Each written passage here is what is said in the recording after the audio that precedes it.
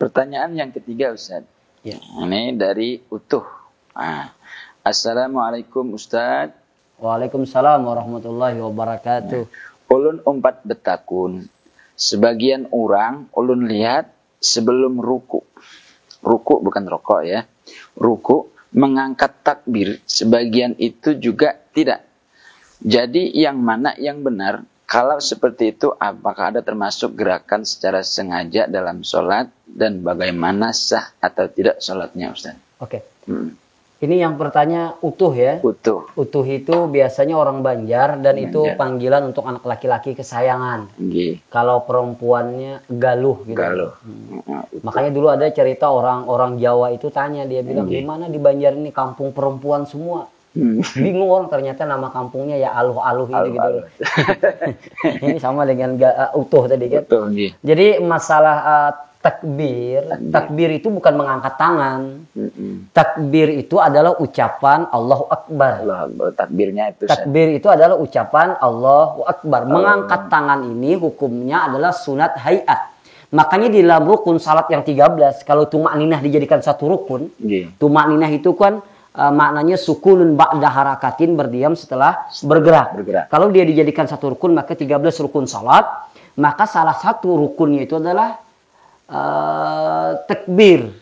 takbiratul ihram. Takbiratul ihram itu sekali lagi bukan mengangkat tangannya, tapi adalah ucapan Allahu Akbar. Nah, sedangkan perpindahan dari satu rukun ke rukun yang lain itu namanya takbir intiqal. Takbir perpindahan. Maka takbir perpindahan ini hukumnya adalah sunnah. Takbiratul ihram hukumnya adalah wajib. Bahkan menurut Imam Syafi'i, kalau orang takbiratul ihram itu ada beberapa macam syaratnya. Salah satunya harus didengar oleh telinga. Tidak boleh orang takbiratul ihram Allah barnya hilang. Enggak boleh. Atau dalam hati saja. Karena marah sama Allah mungkin ya. Itu juga nggak boleh seperti itu. Nah, yang ditanyakan ini mungkin takbir intikal. Nah, takbir intikal mengucapkan Allahu Akbarnya sunnah, mengangkat tangan tatkala rukunya juga hukumnya sunnah. Walaupun berbeda mazhab yang lain seperti itu ya. Jadi gini Ustaz, banyak pertanyaan di masyarakat itu, mana sih yang benar? Ada orang yang mengangkat takbir baik itu mau ruku ataupun mau takbir yang takbiratul ihram, itu ada yang cuman Allahu Akbar segini, ada yang Allahu Akbar segini, ada yang Allahu Akbar. Kira-kira supaya kita kada nggak bingung di masyarakat itu yang mana Ustaz kira-kira yang biasa Ustaz lakukan biasanya? Oke, tentunya sekali lagi masalah mengangkat tangan saya ingatkan kembali. Masalah mengangkat tangan itu hukumnya sunat hayat. Tanpa mengangkat tangan pun sah. Oh, gitu. Orang tidak mengangkat tangan Allahu Akbar. Ada mazhab yang lain tidak mengangkat tangan. Sah. Kalau dia mengangkat tangan dapat sunat hayat. Tapi kalau menurut Imam Syafi'i cara mengangkat tangannya ada gitu. Yang pertama ini sejajar dengan bawah kuping kita gitulah. Yang kedua ininya dihadapkan ke kiblat begini. Gitu. Enggak, jangan begini. Tapi begini. Dan sampai gitu loh. Allahu Akbar. Begitu. Jadi ininya gini, begini. Ini yang disunahkan. Tapi seandainya dia lebihan, ya nggak apa-apa. Atau ada kan yang Allah, nggak apa-apa. Mereng kan. Kena hidung teman sebelah kan. Nggak jadi masalah juga. Tapi sekali lagi ini adalah sunat hayat.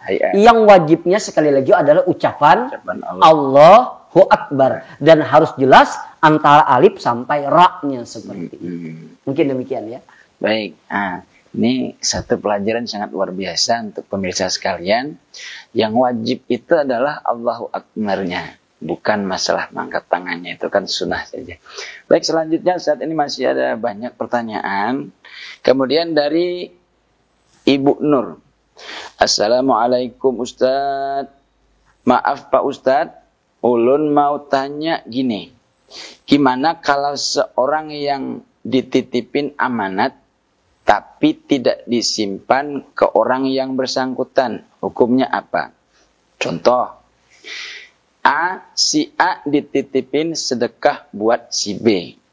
Tapi karena si B mampu menurut si A, maka sedekah diberikan ke si C. Boleh nggak itu Ustaz? Oh, jadi begini. Nggih. Kalau yang namanya amanah, Nggih. dan itu memang diserahkan, misal saya beramanah kepada Ustadz Junedi, tolong sampaikan ini kepada si B. Si B. Maka penilaiannya bukan penilaian Junaidi, penilaiannya penilaian saya. Oh, nggih. Tidak boleh Junaidi merasa karena si B itu mampu, lalu disimpan atau diserahkan kepada yang lain. Tidak boleh karena amanah saya kepada si B. Si B tadi.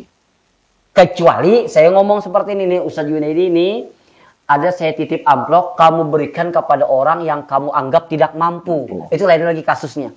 Tapi kalau saya jelas mengatakan, Ustadz Junaidi ini amplop, tentunya ada isinya ya. Ini amplop, tolong serahkan kepada si B.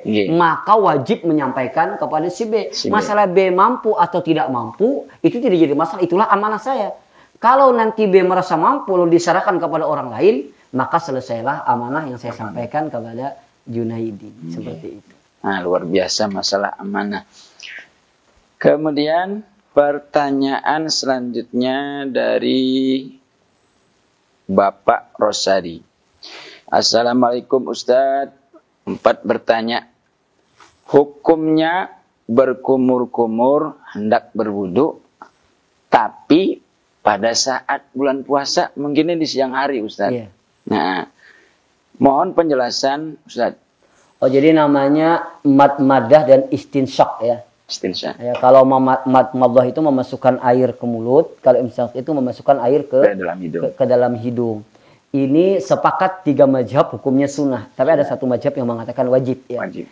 Di luar bulan Ramadan. Tapi kalau dia di bulan Ramadan, boleh kita kumur-kumur, tapi tidak boleh mubalaghah. Apa mubalaghah? Tidak boleh bersengatan, berlebihan gitu. Berlebihan. Itu nggak boleh seperti itu. Tapi kalau sekedar kumur-kumur biasa saja itu boleh, dan itu bagian daripada sunnah berwudu. Tapi kalau misalnya kalau saya kumur-kumur gitu loh, saya bisa tertelan air ya jangan kumur-kumur, karena itu bagian daripada yang sunnah saja. Tapi sekali lagi tidak membatalkan puasanya, kecuali dikorupsi kumur-kumurnya gitu. Yang masuk 1 genggam air, yang keluar 1/4 gitu kan dikorupsi, berarti minum dia. Itu yang tidak boleh. Tapi kalau hanya sekedar kumur-kumur saja tidak jadi masalah. Kalau misalnya Ustaz, ini kan kumur-kumurnya 3 kali ya, sunnah tuh. Yang keluar 2 kali gimana? Itu korupsi berarti 1 kali kan. Makanya puasa ini sebenarnya mengajarkan kedisiplinan. Jujuran Ustaz. Mohon maaf, nasi halal atau tidak? Halal. Tapi kapan boleh dimakan? Habis maghrib kan gitu. Apalagi jus halal atau tidak? Halal. Tapi kapan boleh diminum? Habis maghrib. Istri halal atau tidak? Halal Ustaz. Tapi boleh habis maghrib. Jangan kecepatan kalau habis maghrib. Habis sahur lah seperti itu. Jadi mengajarkan disiplin dalam kehidupan seperti itu. Mungkin demikian. Jadi hukumnya boleh kumur-kumur, tidak membatalkan puasa, tapi hukumnya makruh kalau bersengatan. Mubalaghah. Ya tadi berlebihan. Disimbol ke pintu hap. Itu kalau boleh. Jadi dia pakai demikian ya. Satu lagi Ustaz ini. Ini pertanyaan Junaidi atau pertanyaan jamaah? Mana silakan. Jadi gini Ustaz. Kan kita sering mandi Ustaz. Yeah. Kalau pas mandi itu ada air masuk ke sini Ustaz, tapi nggak sengaja Ustaz. Kalau nggak dikeluarkan tuh bunyi dung-dung gitu Ustaz. Itu gimana Ustaz? Jadi apapun yang tidak sengaja dalam Islam tidak jadi masalah. Oh, enggak. Ada 3 macam yang dimaafkan. Okay. Orang gila hingga sembuhnya. Okay. Orang tidur hingga bangunnya seperti itu. Okay. Orang yang tidak tahu hingga taunya. Jadi apapun yang tidak tahu tidak jadi masalah. Junaidi mohon maaf makan sudah nambah 3 kali baru ingat astagfirullah saya puasa nggak apa-apa asal jangan nambah lagi karena lupa kan begitu. Jadi kalau lupa nggak jadi masalah. Suami istri juga lupa astagfirullah kita puasa ya itu nggak jadi masalah. Atau mohon maaf meigau kan nggak jadi masalah. Meigau itu apa bahasa Indonesia saya nggak tahu. Meigau nggak sengaja sih. Nggak sengaja lah seperti itu. Jadi kalau tidak sengaja apapun itu dimaafkan. Dimaafkan. Demikian beberapa pertanyaan yang sudah dijawab oleh guru kita, Kanda Haji Muhammad Al-Ghifari. Mudah-mudahan jawaban tadi bermanfaat buat kita semua dan dapat kita amalkan dalam kehidupan sehari-hari. Demikian, Assalamualaikum warahmatullahi wabarakatuh.